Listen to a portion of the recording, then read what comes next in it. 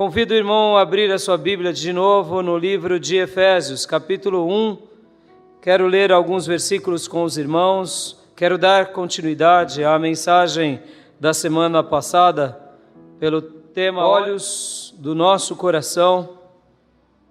Falei com os irmãos sobre essa oração do apóstolo Paulo à igreja de Éfeso. Falamos um pouco sobre como era aquela cidade, como eram aqueles dilemas. Os dilemas pelos quais aqueles irmãos enfrentavam. Uma cidade pagã, uma cidade que adorava uma deusa, Diana, uma cidade que não era uma cidade que temia a Deus, pelo contrário, era uma cidade anti-Cristo. Deixa eu te ensinar uma coisa aqui, irmãos, que isso é muito relevante, muito relevante. Tudo que não é cristão, ou tudo que não confere glória a Cristo, tem em si um atributo anticristo. Tudo aquilo que não é cristão, ou tudo aquilo que não glorifica Cristo, ou os ensinos de Jesus, em sua essência, ele é anticristão. Porque tudo que Deus fez, faz e realiza, sempre é bom, sempre é perfeito e sempre é agradável. Sempre. Você nunca vai ver Jesus nos colocar numa fria. Você nunca vai ver Jesus colocar uma família numa pior. Um filho sendo educado por Cristo se tornar pior. Um servo de Deus que faz a vontade de Deus fazer coisas más. Não, jamais. Tudo que vem de Deus, tudo que procede de Deus, ele é sempre bom, ele é sempre perfeito e ele é sempre agradável. Não só a igreja, mas a vida de cada pessoa e de cada cidadão. E tudo aquilo que foge desse padrão, mesmo que tenha o nome de Deus, pode estar tendo apenas um nome cristão, mas se vai contra a dignidade humana, se vai contra a ética, se vai contra a moral, se vai contra a decência, se vai contra uma inteligência saudável e abençoada, se vai contra a saúde, creia. Mesmo que seja algo aparentemente bom, ele é algo anticristão. Interessante, não? Muitas vezes nós não temos essa relação, a gente só acha que parece que tem aquilo que é de Deus, aquilo que é do diabo e aquilo que é neutro. O neutro não existe no cristianismo. Entenderam? Não existe algo neutro. Não existe. Mesmo que uma pessoa confesse algo neutro, muitas vezes, ela já está num campo anticristo. Ela não glorifica Cristo, já é o humanismo. Pode ver. Estou falando isso porque a gente vai dar continuidade nessa mensagem, Olhos do Coração. Paulo, quando ele vai e fala a essa igreja, ensina a essa igreja, ele só está relembrando algo a essa igreja, pela qual ela tinha recebido com muita fé, com muito amor. E agora eles estavam exercitando essa fé, mas Paulo, mesmo tendo já feito uma grande obra naquela igreja, aquela igreja de Éfeso, Paulo ainda continua orando por eles, dizendo: Senhor, abra os olhos do coração deles. Eles já eram de Deus, já confessavam a fé, já se reuniam para adorar a Deus, e ainda vem Paulo e diz: olha, eu oro por vocês, para que vocês sejam iluminados, e os olhos do coração de vocês possam serem abertos. Olha que coisa fantástica. Mas, Senhor, pastor, eu já sou de Deus, eu já sou do Senhor, mas eu tenho algo para te falar nessa noite. Deus tem muito mais a realizar na tua vida. Deus tem muito mais a fazer na nossa vida. Pastor, mas Ele já fez grandes coisas. Amado, enquanto vivermos, é possível vermos coisas ainda mais extraordinárias, coisas mais significativas. Sabe por quê? Porque o nosso Deus, Ele é todo poderoso. Ele é o Criador do céu e da terra, o Rei do universo. E Ele pode se manifestar para mim e para você muito mais do que já se manifestou. E Ele pode fazer coisas na nossa vida ainda muito mais grandiosas. Sabe por quê? Porque Ele ama operar no meio do seu povo. E para que isso aconteça, ou para que isso realmente aflore cada dia mais, somente aqueles que têm olhos do coração abertos e desejam isso. Por isso que eu gostaria de, nesse início, já dizer: seja ousado em Deus, seja ousado em Deus, seja ousado no mundo espiritual, seja ousado de querer conhecer a Deus, de querer desfrutar do poder de Deus, seja ousado de ter intimidade com Deus, seja ousado. Nessa semana eu falava com uma irmã. Essa irmã, ela disse que começou a orar muito por um propósito. E ela começou a buscar a Deus com muita ênfase num propósito pela família dela, por algumas pessoas. E de repente ela ali, se abrindo para mim, ela disse: sabe, pastor, eu me acovardei. Eu falei: mas por que, filha? Ela disse assim: eu comecei a orar. É uma família que não teme a Deus, é uma família que não busca a Deus, busca as coisas erradas. E eu comecei a interceder, orar e me consagrar por eles. E de repente foi meu filho que ficou doente, meu marido começou a ser atribulado, eu comecei a ser atribulado, e eu fiquei com medo. E eu me acovardei. Eu falei: meu Deus, se eu só comecei a orar já aconteceu tudo isso, então eu vou parar. E ali eu carinhosamente encorajei a minha irmã, falando: não, filha, não pare, porque é isso mesmo, é isso mesmo.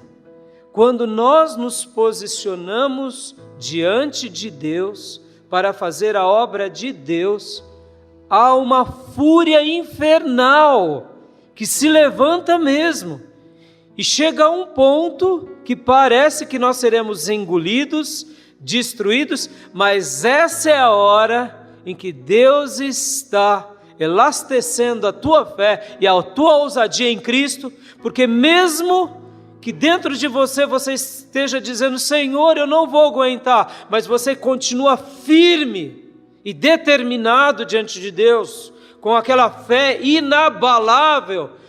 Na hora que você acha que não vai aguentar mais, Deus rompe toda essa obra maligna, tudo cai por terra e a vitória do Senhor vem sobre a tua vida. E ela diz: mas pastor, o que eu faço? Eu falo assim: você só se mantém firme, porque é nessa hora que o Senhor peleja por mim e por você. Ó, querido irmão, é assim na nossa vida. Toda vez que nós nos colocamos à disposição de Deus para fazermos algo para Deus, parece que o inferno se abre. Os demônios vêm, ora pela família, ora por meio da saúde de alguém que cai doente, o emprego, circunstâncias mais variadas. Mas eu te digo, em nome de Jesus, o Senhor, mantenha-se firme, porque a força sua vai vir de Deus, e você vai prevalecer, e é Deus te permitindo passar por isso. E aí você diz: mas pastor, porque eu sinto de repente dentro de mim como que se as minhas forças se desvanecessem. Sim, as suas forças se desvanecem, sim, porque você não vai fazer na sua força, você vai fazer na força do Senhor. E é por isso mesmo que você e eu nos desfalecemos, é para que o que sobre em nós seja a única coisa que é a fé. Fé em quem? Em Cristo, que fará grandes coisas por nós, amém? É Ele, irmão, é Ele, é só Ele. E Deus realmente permite-nos dependermos dEle, como se tudo que restasse em nós fosse somente a nossa fé nele, porque nós mesmos não podemos contra o inimigo, se não for o Senhor conosco. Amém, querido? Nessa noite, em nome de Jesus, eu quero te dizer: seja ousado em Deus, tenha altas expectativas em Deus, no reino de Deus, nos projetos de Deus, para aquilo que Deus tem na sua vida, na sua família, no seu ministério, na nossa igreja. Sabe por quê? Porque é Ele que vai realizar as coisas na nossa vida, no tempo dEle e da forma dEle. Mas para que eu possa estar preparado para isso, a minha vida espiritual tem que estar acesa. Eu tenho que ter sensibilidade, eu tenho que perceber, porque muitas vezes Deus está falando conosco, Deus está querendo se revelar a nós, mas a gente está insensível à voz do Espírito. Sabe o que nos falta? Olhos dos corações abertos, olhos dos corações. Notem, Paulo vai orar aqui, eu quero ler com você Efésios 1, ele vai orar pedindo isso, olhos do coração iluminados por Deus, ou seja, uma vida espiritual. Ele não fala olhos da mente, olhos do cérebro, é olhos do coração. Por que o coração? O coração é o centro de todas as nossas emoções, força, vigor. Quando a Bíblia vai falar conosco, ela fala assim, com todo o vosso coração e com toda a vossa alma, dando essa ênfase, com todo o seu ser, com o âmago do seu ser, do mais profundo do profundo da sua existência. E é isso, e eu tenho certeza que Deus vai abrir os olhos dos nossos corações, amém? Efésios capítulo 1, versículo de número 18, iluminados os olhos do vosso coração, para saberdes qual é a esperança do seu chamamento, qual é a riqueza da glória da sua herança nos santos. Mas eu vou ler aqui do versículo 15 ao 23, para que você entenda melhor essa oração de Paulo pelos crentes de Éfeso. Olha só o que ele diz, versículo 15 do capítulo 1. Por isso, também eu, tendo ouvido a fé que há entre vós no Senhor, e o amor para com todos os santos, não cesso de dar graças por vós, fazendo menção de vós nas minhas orações. Dando uma pausa aqui, no versículo 16. Paulo estava dizendo assim, olha, que alegria que é poder ouvir de vocês. Que alegria que é poder saber da fé de vocês. Que alegria que é saber do amor que vocês têm por Deus e por todos os santos. Quem são esses santos? São os crentes daquela comunidade. Paulo diz assim, olha, eu não cesso de dar graças. Como é bom, não é, irmãos? Quando a gente tem boas lembranças, não é assim? Quando você se lembra de um irmão que te ama e você o ama, que saudade de fulano, puxa, como é gostoso. Agora, notem bem, pessoas que muitas vezes nos ferem na vida, quando a gente lembra, a gente já não lembra com alegria, a gente lembra com tristeza. Por quê? Porque foram pessoas que nos feriram, pessoas que passaram pelas nossas vidas e deixaram arranhões, deixaram feridas, deixaram cicatrizes, deixaram, sabe, situações ruins. Paulo aqui está dizendo, olha, eu lembro de vocês e eu não paro de dar graças. Por quê? Porque essa igreja tinha realmente se convertido. Aqueles crentes tinham realmente, sabe, feito diferença. E agora, continuando, versículo 17. Para que o Deus do nosso Senhor Jesus Cristo, o Pai da glória, vos conceda espírito de sabedoria e de revelação no pleno conhecimento dele. Aleluia. Paulo continua dizendo, olha, eu desejo para vocês sabedoria e revelação em quê? Em Jesus. Compreender de Jesus, compreender das coisas de Deus. Vocês já são exemplos, vocês já são laboriosos, vocês já me enchem de alegria, de gratidão, de contentamento. Mas quando eu oro ao Senhor, eu oro ao Pai da glória, que conceda ainda esse espírito de revelação, ou seja, tem algo mais da parte de Deus para vocês. Deus tem mais para vocês, muito mais. Deus tem algo que procede de revelações, no pleno conhecimento dele. Querido, Spurgeon fala uma frase maravilhosa, ele fala o seguinte, que mesmo que eu aprenda muito de Jesus, ainda o que eu aprendi de Jesus será apenas um pedacinho das suas vestes. Porque Jesus é um ser tão glorioso, tão suntuoso, tão sempiterno, como diz Daniel, tão majestoso, que mesmo que eu, durante os meus 70, 80, 100 anos de vida, aprenda muito dele, é uma pequena fração daquilo que ele é, porque ele é tão grande, que se eu vivesse 500 anos ainda não aprenderia tudo dele. Por quê? Porque ele é muito maior do que tudo. Aleluia! Ó, queridos, Deus tem revelações para nós. Deus tem mistérios para nós. Deus tem clarezas para nós. Deus tem algo. E quando Spurgeon fala disso, ele fala isso com toda humildade, porque podem ver o quanto nós aprendemos com homens de Deus. E mesmo que eu aprenda com um homem de Deus, com 2 homens de Deus, com 10 homens de Deus, mesmo assim ainda é pouco por aquilo que ainda Deus é. Aleluia! Deus tem muito mais para nós, queridos. Continuando o texto. Revelação no pleno conhecimento dele. Versículo 18.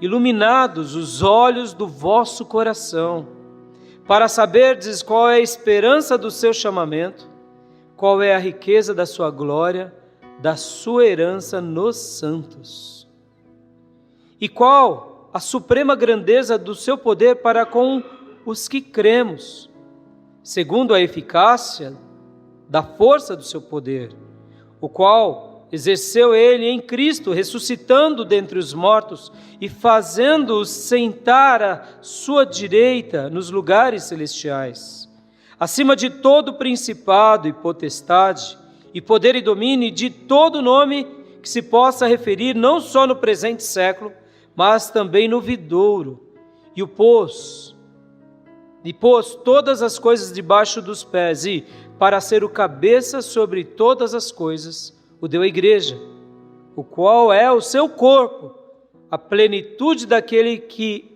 a tudo enche todas as coisas. Aleluia! Eu não vou dessecar esse texto, porque esse texto ele é tão rico, mas mostra como Jesus é glorioso, como ele é majestoso, ele é o cabeça da igreja, a igreja é o corpo de Jesus. Ele está acima de todas as eras, ele preenche tudo e todos, e ele está acima de todos. Todos os reinos, todos os principados, toda potestade, todo domínio e todo nome que se possa referir, não só no presente século, mas no vindouro, ou seja, ele é sobre tudo. Esse é o nosso Jesus, que você teme e eu temo. Por isso, Deus tem muito mais para revelar para nós. Mas para que eu e você o compreendamos, os nossos corações têm que serem iluminados e os olhos do nosso coração têm que serem abertos. Vamos orar? Você quer isso para a sua vida? Eu quero isso para a minha vida. Vamos orar em nome de Jesus.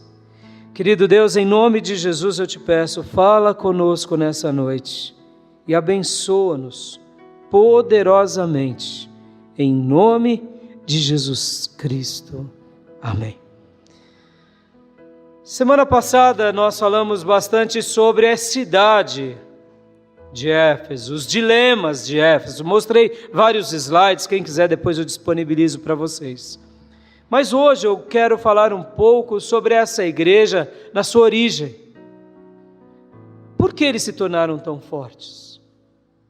Por que eles se tornaram tão, de fato, ousados? Por que eles se tornaram esses crentes tão repletos de modelos? O que fizeram eles que nós possamos aprender? O que eles realmente tinham que nós podemos também ter? Porque, irmãos, tudo que está na palavra de Deus é para o povo de Deus de todas as gerações. Amém?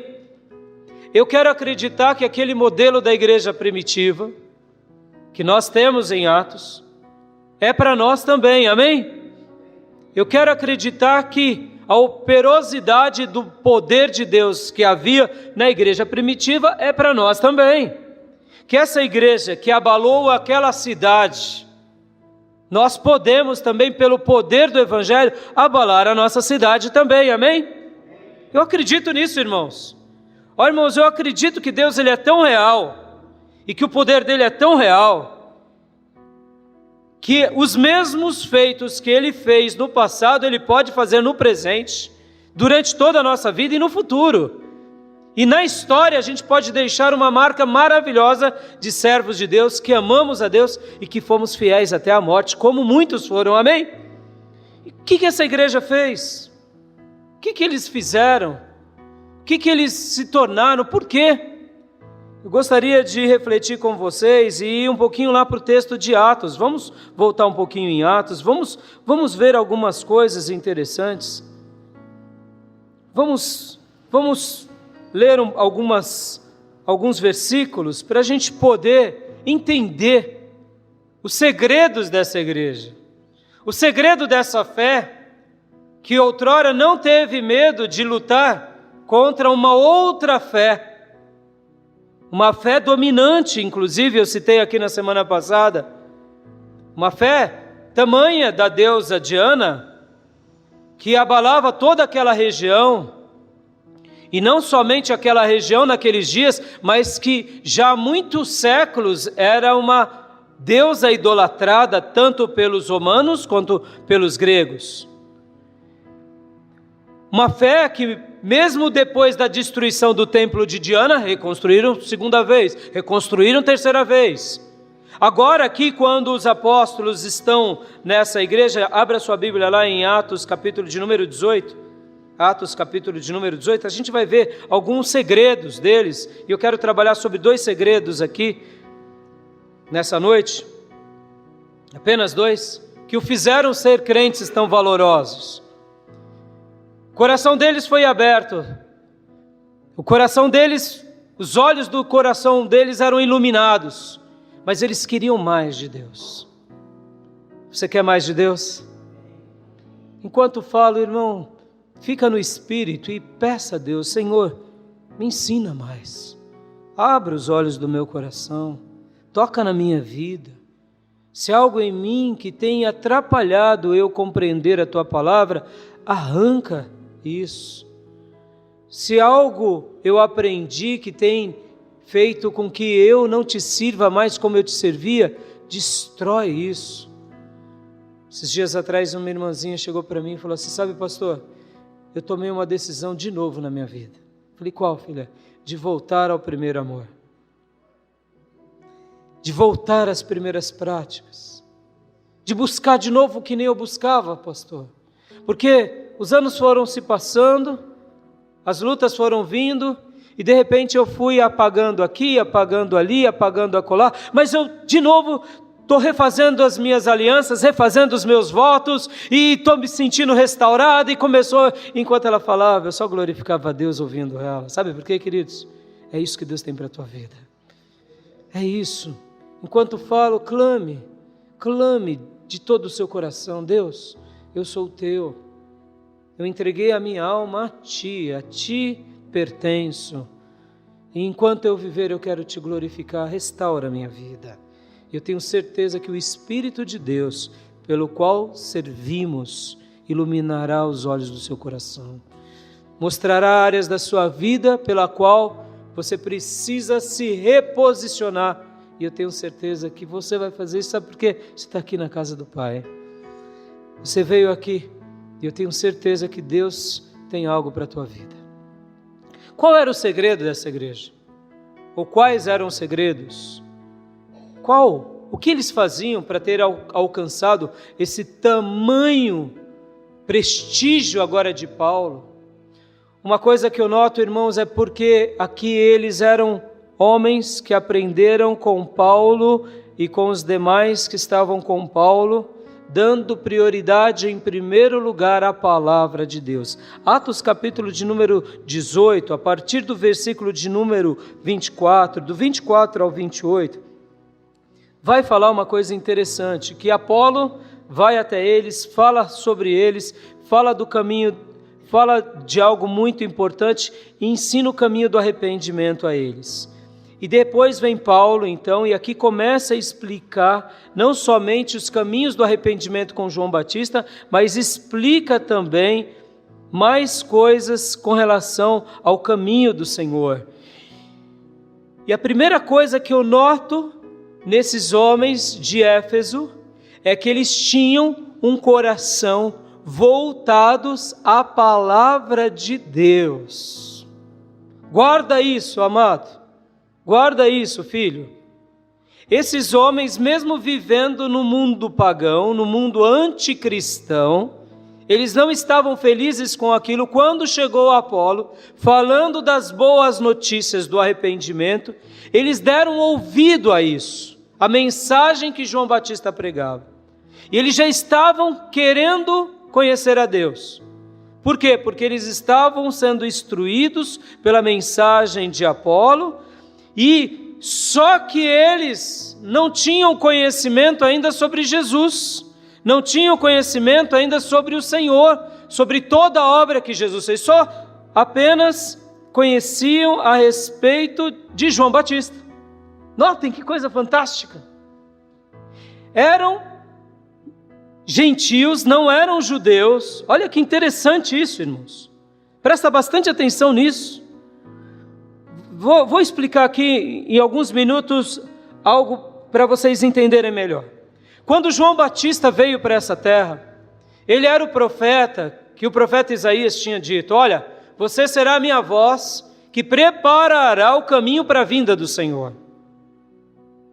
E aí João Batista então começa a falar para o povo de Deus, começa a pregar a mensagem do Evangelho, começa a anunciar a mensagem do arrependimento, mas ainda Jesus não tinha vindo. Ou seja, mas essa mensagem era uma mensagem para o povo judeu. O povo judeu tinha a expectativa do Messias. O povo judeu sabia que um dia ia vir o Messias, ia vir o rei. João Batista foi essa voz profética que vai até o povo de Deus e restaura esse povo. E fala sobre o arrependimento. Só que agora, essa mesma mensagem de João Batista chegou em Éfeso. Só que aqui esse povo não era judeu, era gentil, mas eles tinham sede de Deus, aleluia. E a mensagem de João Batista chegou sobre eles e eles aceitaram. Eles aceitaram. Em outras palavras, eles estavam com o coração seguindo o Senhor e buscando o arrependimento dos seus pecados. Eles davam ouvido a tudo aquilo que vinha da palavra do Senhor. Quando então vem Paulo e os demais e notam que eles já estavam sendo induzidos por um caminho bom, que eram as mensagens de João Batista, vem Paulo e fala: puxa vida, eu tenho algo melhor para falar para vocês. O que é esse algo melhor? O Evangelho de Jesus. Ele nasceu, o Messias veio, realizou a obra, e aí continua falando. Por isso eles aceitaram a fé de bom grado. Por quê? Porque eles tinham sede da palavra de Deus. Aleluias. Tamanha era a sede deles. Tamanha era a sede deles que Paulo vai então prega aos judeus na sinagoga. Depois disso, alguns judeus não queriam mais saber, mas Paulo continua pregando. E agora Paulo, abra comigo 19:8. Olha só, 19:8. Durante 3 meses, Paulo frequentou a sinagoga, onde falava ousadamente, dissertando e persuadindo com respeito ao reino de Deus. Visto que alguns deles se mostravam empedernidos e descrentes, notem. Agora Paulo, durante esses 3 meses, prega para os judeus, mas vê que alguns estão, olha o texto, empedernidos. O que é isso? O que é empedernidos? Quem se lembra? Pedras. Empedernidos é um adjetivo, se a gente pode dizer, para aquele que está endurecido, na semelhança de uma pedra, ou seja, tem coração de pedra. Visto que alguns deles se mostraram empedernidos e descrentes, falando mal do caminho diante da multidão, ou seja, falando mal do caminho, que caminho era esse? Pode ver que na Bíblia está caminho maiúsculo. Que caminho? Caminho? Como que a igreja se chamava naqueles dias? Igreja Batista? Assembleia de Deus? Presbiteriano? Não, eram discípulos do Nazareno, discípulos do caminho, discípulos daquele que pregava as boas novas. Não tinha, a igreja primitiva não tinha denominação, irmãos. Denominação surge ao longo dos séculos. É por isso que a placa fica bem lá fora mesmo, porque representa algo muito lindo. No céu não terá placa. Posso ouvir um glória a Deus? No céu não haverá placa, irmãos. Só entrará lá aqueles que são lavados e remidos no sangue do Cordeiro. Eu amo a Igreja Batista, mas eu adoro somente a Jesus. Eu amo a doutrina batista, mas eu adoro a Jesus. Eu não adoro a Igreja Batista, eu adoro a Jesus. Amém, irmãos? Aqui, esses judeus com coração de pedra e descrentes, ou seja, eles não apenas tinham coração de pedra, mas agiam com incredulidade. Começaram então a falar mal do caminho, ou seja, a falar mal da mensagem do Evangelho. Diante da multidão, ou seja, estavam manipulando as pessoas, vociferando, fazendo contenda. E aí, Paulo, apartando-se deles, irmãos, depois que você proclamou o Evangelho, e a pessoa se torna empedernida ou descrente, não temos muito mais a fazer. A gente ora por essa pessoa, porque ele fez a escolha dele. E qual é a escolha dele? Não crer, não seguir. E qual é a sua escolha? Crer, seguir, obedecer. É assim que nós devemos agir, é assim que nós devemos nos manter. Agora, isso não significa que a gente vai praticar uma guerra santa, não. Mas aqueles que não querem, não querem. E aqui Paulo, então, literalmente se aparta deles, separa os discípulos, ou seja, discípulos, me sigam. Quem ama a Deus sempre vai buscar a palavra de Deus. Quem ama a Deus não se contenta com heresias. Quem ama a Deus não se contenta com coisas ralas, com ensinos de homens. Quem ama a Deus quer aprender com Deus e com homens de Deus, e principalmente com a palavra de Deus. Paulo, apartando-se dele, separou os discípulos, passando a discorrer diariamente na escola de Tirano. Havia uma escola, como está aqui o texto de Tirano, e Paulo então diariamente fica lá. Possivelmente, Paulo fazia aqui duas funções. Um pouco mais para frente nós veremos lá em Atos 20, que Paulo ficou na escola de Tirano, também pregando o Evangelho, que essa era a missão principal. Tirano possivelmente se converteu, Tirano possivelmente aceitou a fé, e falou: Paulo, usa agora a minha escola para proclamar a grandeza de Deus, para ensinar a palavra de Deus, para anunciar as boas novas do Evangelho. E aí então Paulo, de bate pronto, começou a pregar aquilo que ele mais fazia, que era anunciar as boas novas do Evangelho. E possivelmente aqui a outra função de Paulo era também dar aula. Possivelmente. Paulo, ele era filósofo. Ele foi estudar, ele estudou filosofia nos dias dele em Tarso. Ele tinha uma formação filosófica, ele dominava o estoicismo. Ele era fluente dos epicureus e dos estoicos. Então, quando ele discursava sobre filosofia, ele conhecia muito bem o pensamento de Platão, Sócrates, Aristóteles e principalmente essa filosofia dos estoicos e dos epicureus, que nesses dias era o forte da filosofia. Possivelmente Paulo aqui ficou, porque em Atos 20 a gente vai ver que ele vai falar para aqueles bispos, quando ele se despede dos bispos, dessa mesma igreja que ele forma, ele fala assim: olha, eu não peguei nada de vocês, essas minhas mãos trabalharam para dar o sustento a mim e àqueles que estão ao meu lado. Mostrando que Paulo fazia alguma outra coisa além de pregar o Evangelho. Paulo não era orgulhoso, irmãos. As ofertas que eram dadas a ele, para que ele fosse e pregasse, ele aceitava de bom grado. Mas quando ele via que alguém estava maculando ele, chamando ele de charlatão, de usurpador, de pastor aproveitador, ele falava: alto lá, não preciso do dinheiro de vocês. Lá em Corinto ele fez tenda. Irmãos, como a Bíblia é linda, queridos. Como a Bíblia é linda. Paulo dando um exemplo de ser honrado. Quando vinha alguém e caluniava ele, falando que ele era ladrão, ele falava: não preciso dar oferta de vocês, vou fazer tenda. Porque como profissão, além de filósofo, professor, ele tinha esse ofício de ser um fazedor de tendas. Paulo tinha isso. E lá em Corinto ele fez tenda para ele poder ter comida, bebida, ter o seu sustento.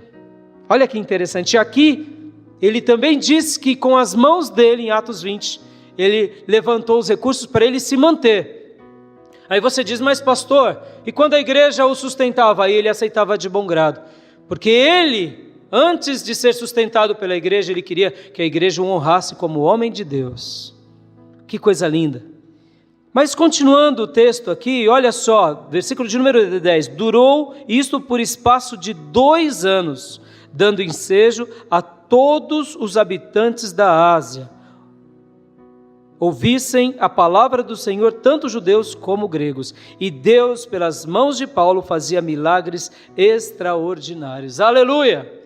Durante 2 anos ele ficou onde? Na escola de Tirano. Já tinha ficado 3 meses, já tinha passado por... E ele faz o quê? Ele fica ali, ensinando a judeus e a gregos. E de tabela, Deus fazendo coisas extraordinárias, sinais maravilhosos. E aqui o texto vai mostrar, versículo 12, a ponto de levarem os enfermos, lençóis e aventais do seu uso pessoal, diante dos quais as enfermidades fugiam das suas vítimas e os espíritos malignos se retiravam. E alguns judeus, olha só que interessante, é daqui que surge aquela ideia de orar pelas roupas, que muitas igrejas fazem. Aqui foi uma exceção no ministério de Paulo. Pastor, o senhor é contra? Irmãos, eu sou contra quando vira um fetiche, vira uma crendice. Porque aqui o texto está dizendo a ponto de levarem aos enfermos lençóis e aventais do uso pessoal. Aqui não é que as pessoas levavam delas. Muitas vezes Paulo possivelmente pegava dele e dava para alguém. E aquilo que Paulo usava curava as pessoas. Não porque aquela roupa era mística, mas porque havia um ato de fé. Sabe quando Jesus cuspiu e curou com um cuspe? Ali é uma exceção. Qual que é a regra? A regra é colocarão as mãos sobre os enfermos e eles serão curados. Simples. Pastor, o senhor é contra essa? Não, não sou contra. A Bíblia está dizendo aqui, a ponto de levarem aos enfermos lençóis e aventais do seu uso pessoal. Era como se alguém chegasse para Paulo e falasse assim, Paulo, tem uma blusa sua? Meu parente está enfermo, você é um homem de Deus, deixa eu levar. E aí Paulo orava e falava, não, leva assim. E de repente o rapaz colocava aquela roupa e curava. Por quê? Porque Deus é poderoso. Tinha força na roupa de Paulo? Não, irmãos. Era no nome de Jesus. Amém, irmãos? E aqui, diante dos quais as enfermidades fugiam das suas vítimas e os espíritos malignos se retiravam. Até quem estava endemoniado. Pegava o paletó de Paulo e o capeta ia embora. E a pessoa estava salva e liberta. Agora, irmãos, notem, há uma instrução. Façam isso? Não. Hoje, infelizmente, algumas igrejas fazem disso um objeto de idolatria. Isso é pecado. Amém, irmãos? Pega a roupa do pastor, o lenço do pastor, o suor do pastor. Isso é pecado, filhos. Cuidado. Nós não podemos idolatrar nada, nenhum objeto, nem o nosso pastor. Somente a Jesus. Amém? Continuando. Do versículo 13 em diante conta uma história muito interessante. Notem bem. Pastor, sempre vão ter os bobinhos? Sempre. Sempre vão ter os tolinhos? Sempre. Por quê? Porque sempre vai haver pessoas vaidosas, até mesmo no meio do povo de Deus. Olha o que acontece aqui, versículo 13. E alguns judeus exorcistas ambulantes tentaram invocar o nome do Senhor Jesus sobre possessos de espíritos malignos, dizendo, esconjuro-vos por Jesus, a quem Paulo prega. Nota bem o texto. Alguns judeus exorcistas ambulantes, que não tem paradeiro, que não tem morada, pessoas que ficam aí, querendo fazer bonito. E aí eles começaram então a expulsar um demônio de um possesso maligno, e eles diziam, olha, eu esconjuro-vos por Jesus a quem Paulo prega. Nota bem isso. Esse texto aqui, irmãos, é uma denúncia para quem faz a obra de Deus de forma infantil. Os que faziam isso eram 7 filhos de um judeu chamado Seva. 7 filhos, ou seja, não eram de tradição judaica, conhecedores da Torá, Talmud, Peshá, possivelmente estudiosos do Velho Testamento, que viram ali uns cristãos fazendo algumas coisas e falaram, a gente vai fazer também, e esse tal de Jesus tem poder, então a gente vai fazer também. Sabe aquele negócio que vai na onda? Maria vai com as outras? Irmãos, quem age pela cabeça dos outros, ou quem é guiado pela cabeça dos outros, não tem convicção em si. Cuidado, você tem uma alma.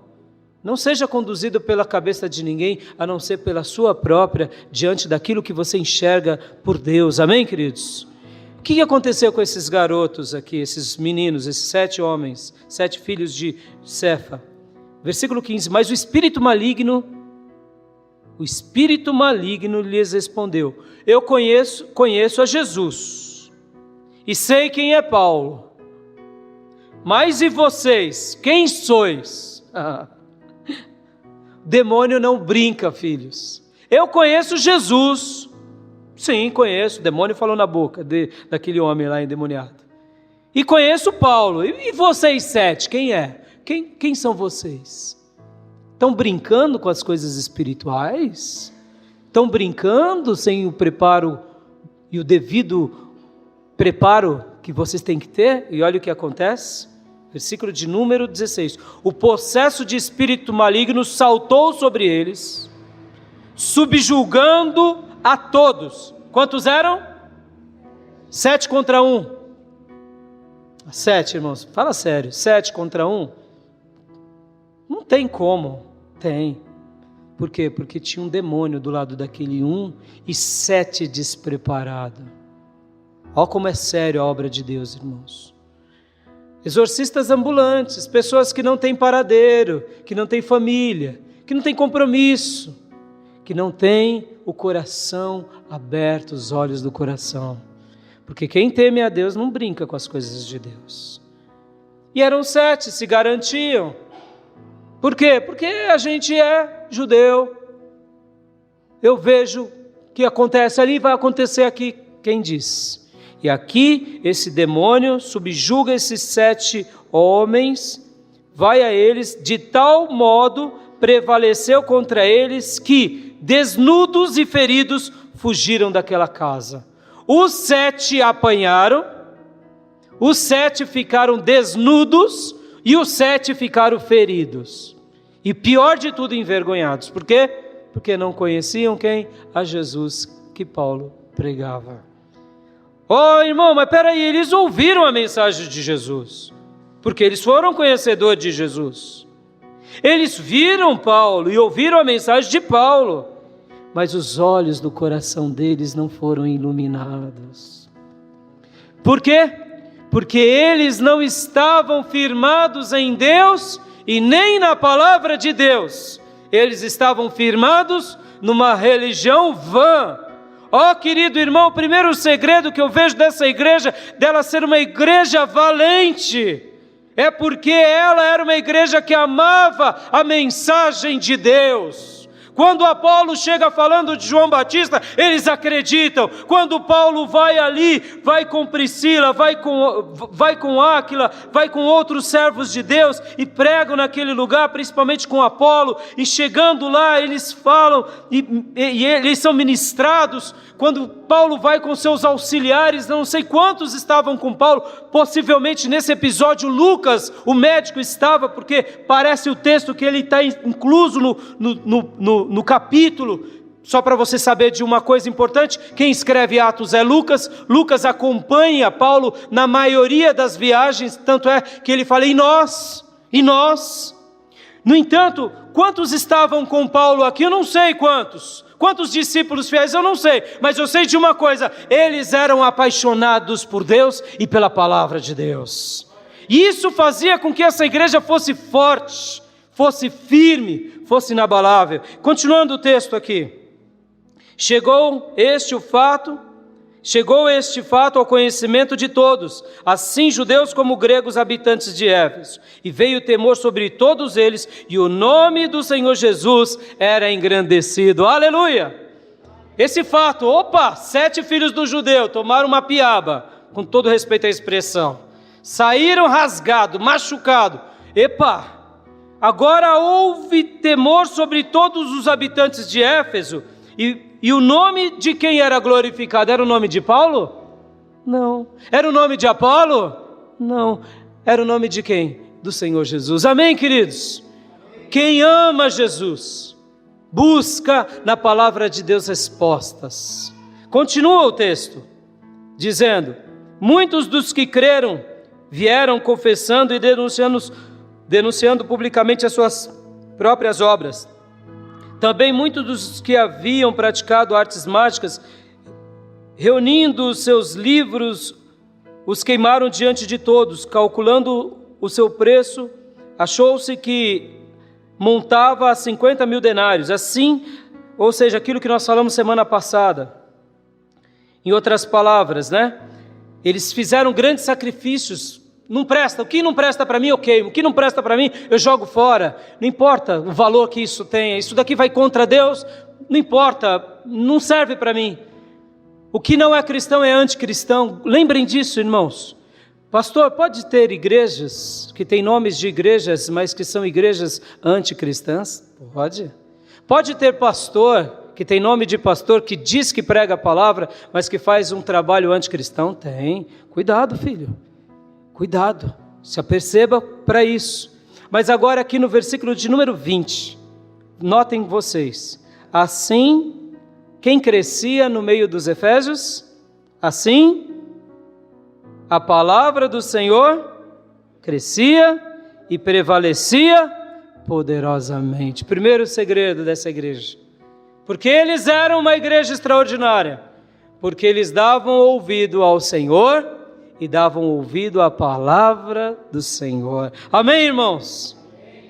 Em outras palavras, eles se uniram e eles se comprometeram de uma forma maravilhosa a Deus. E quando você faz isso, se une ao Senhor e à palavra do Senhor, os olhos do seu coração são iluminados. Algo de Deus acontece na sua vida. Eu quero parar por aqui, que eu quero continuar falando nas outras semanas sobre isso. Eu não sei o que Deus tem para a sua vida, mas nessa noite eu queria que você saísse daqui com esse desafio. Senhor, eu te quero sobre tudo na minha vida. E eu quero que a tua palavra seja engrandecida na minha vida. Eu quero que a tua palavra seja o meu livro.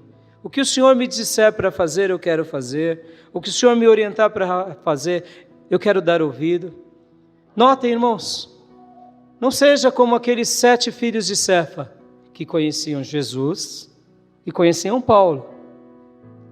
Eles conheciam Jesus, conheciam Paulo, mas não fazia valer a palavra de Jesus na vida deles. Quero concluir com a seguinte história. Em certa ocasião fui visitar uma ovelhinha da nossa igreja aqui, que estava muito afastada do Senhor.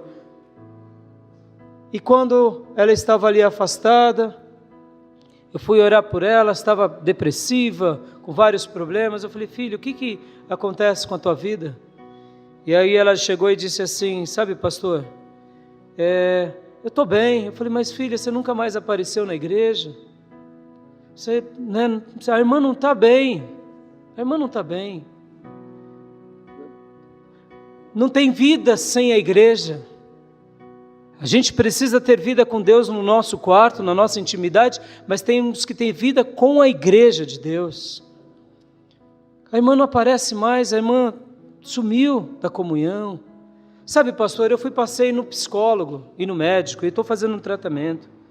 E sabe, pastor, aconteceu uma coisa ali que ele me falou, que agora eu estou entendendo o que o senhor quer me dizer. Eu falei: o que foi, filha? Ele chegou para mim, porque eu estou com esses problemas psicológicos, estou tomando esses remédios, e ele falou para mim que o meu problema é que eu preciso de uma igreja. Eu falei: aleluia, irmã.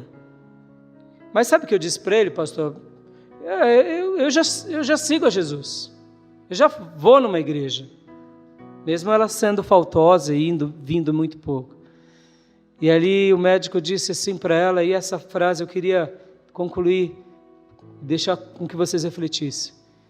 O médico disse assim para ela: você já vai numa igreja? Ah, tá. Você acredita em Jesus? Ah, tá. Mas deixa eu fazer uma pergunta para a senhora. A senhora tem feito valer a fé da senhora? Como assim, doutor?